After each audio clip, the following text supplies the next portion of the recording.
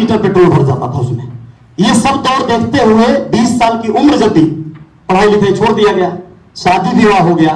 शादी विवाह के बाद 20 साल जो बिताया गया वो अलग तरह का दौर बीता। पापा जी का धीरे धीरे कहीं ना कहीं शायद उतना लक तक खत्म होने लगा था, कारोबार ध्वस्त होने लगे थे। वह जो मुझे दे पा रहे थे वो सब अब बटने लगा था, खत्म होने लगा था समझिए। अब हमें अपने आप को संभालना था, अपनी पत्नी को। फिर सारी ख्वाहिशें वैसे ही प्रबल। 20 साल तक तो बड़ा ऐश किया था, अच्छे कपड़े पहना था, जूते पहना था, 10 सेट जूता ये समय भी तो चाहिए।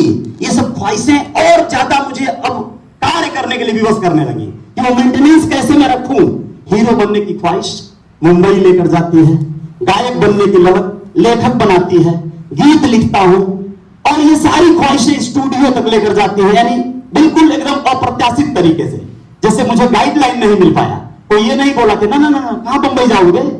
मोदी जी गुजरात में जो है स्ट्रगल करके प्रधानमंत्री बन के दिल्ली है, खेसारी जो है अपने छपरा में, और फिर पटना में, दिल्ली में, क्रमशः मुंबई जाते हैं, निरहू अपने गाजीपुर में, और तुम कहां मुंबई डायरेक्ट स्टूडियो। हम 8वीं पढ़े नहीं यूनिवर्सिटी पहुंच गए, सीधा मुंबई स्टूडियो।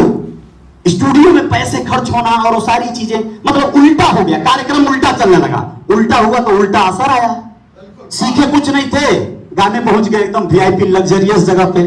500 रुपया घंटा दे रहे हैं, भाड़ा साला घंटा कुछ होगा क्या उतरेगा। मतलब अधूरा सा ज्ञान लेके जो काम हम करेंगे उसका परिणाम सही नहीं आएगा। ये सारी चीजें हुई, और उसके बाद ये जो दौर 20 साल वाला बीता, यानी 40 साल की उम्र लॉक हो गई। सन 2020, यानी 2000 से सन 2020 का आना, इस बीच में क्या होता है कहानी आप लोग सब लोग जानते हैं।